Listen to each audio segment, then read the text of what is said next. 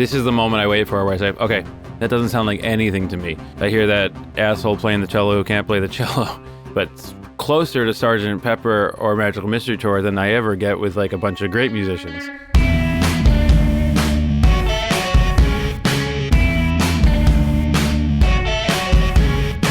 This episode is being supported by Tape It. If you currently use voice notes to record your ideas, you should try Tape It instead. It started in New Orleans, me and Patrick Berger. And there's a big studio called Esplanade. It's a huge church. So we kind of threw everything in the control room because we didn't want to run around too much. So, you know, I was playing that bass part, and then he jumps in this little drum room. We just had a hi-hat and a kick and a snare, and he starts doing this. And you can feel how tiny it is and how unplanned the fills are. Yeah. Because we were just jamming, doing this. And then I doubled my bass stereo. It was kind of bouncy and cool.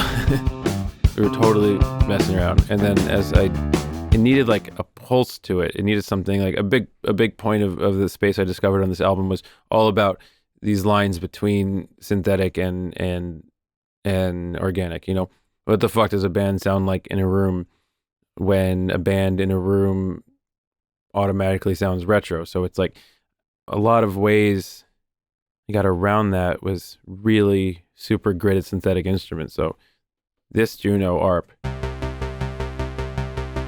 immediately with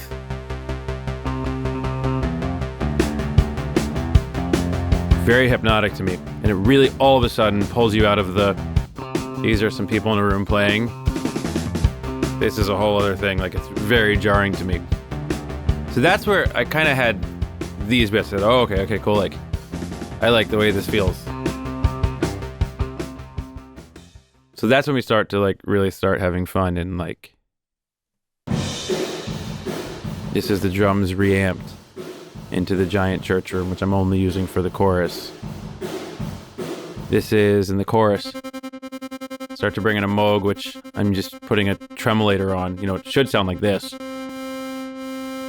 That's me just playing the Moog against but you put a tremolator on it. It starts to get really tense. And so we're starting to build out this like weird low-end world, which sounds like this. So you have these live basses, pulsing Moog, that Juno going crazy. And so once I get like on a song like this, and I'm starting to understand like, okay, this needs to be a really dry picture. And there's really like that reamped room on the drums will come in the choruses, but for the most part, there's just like nothing on these sounds. So once I have that like sort of blend of synthetic and natural, that to me is like the bed of the song. And then I get really interested in like, what can I do to make it feel entirely singular? The big, not trick, but the big idea with this song, and it's the same thing with Tiny Moves, because they're kind of like, they're sort of like rock songs that are playing with organic and synthetic instruments. I was looking for one thing that really set it apart. If you, like so many of our guests, use voice notes to capture your ideas, you will love Tape It. It's the iPhone recording app designed specifically for musicians and songwriters. With Tape It, you can record straight from your lock screen, set markers, add notes, and even include photos of settings.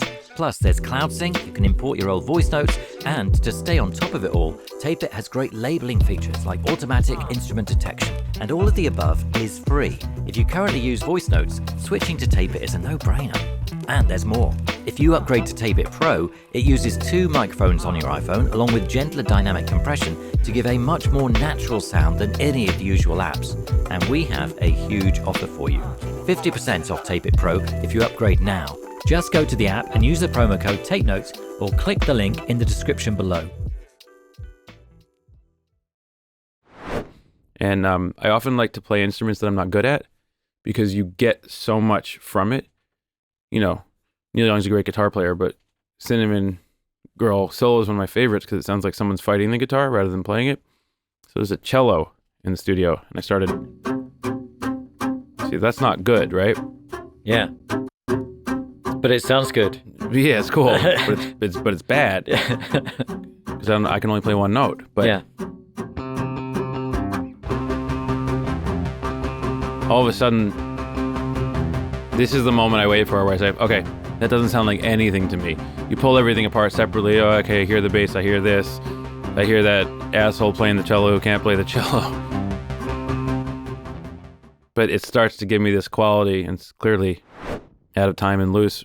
And then I get very excited. So that's when I start to really tear things apart and go, okay, well, if I'm going to play this crappy cello, then on top of me, I'm going to have Bobby Hawk, who does all the string stuff, be great. So that's a real string player. Yeah. And the note there is thread of tension. So that's Bobby being brilliant, me sucking. But closer to Sgt. Pepper or Magical Mystery Tour than I ever get with like a bunch of great musicians. Yeah. No one ever gets that scratch right. And so now I'm starting to layer these bits. Patrick played some acoustics. And these are the things that like, I wouldn't know how to find a word for it, but like, they give the song so much identity to me.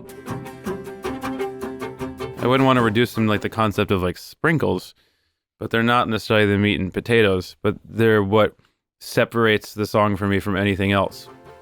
Because the lyrics are always going to do that, this singular perspective. And now you start bringing in these other bits, and they're like so much more exciting.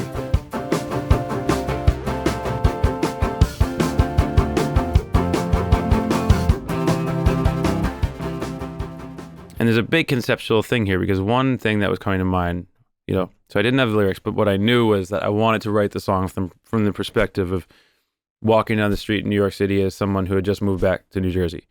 So I knew that the feel of the song had to be this weird, like, the rigidness of like playing like the great bands of that time. I call out Long Wave, I'm talking about DFA and stuff like that, and then all those strange, jangly things that make Bleachers what it is, and then eventually completely boiling over into and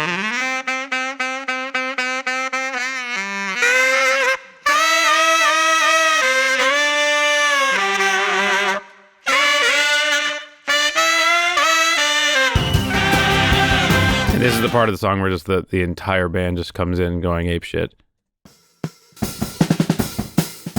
That's when you get kind of the big bright drum kit.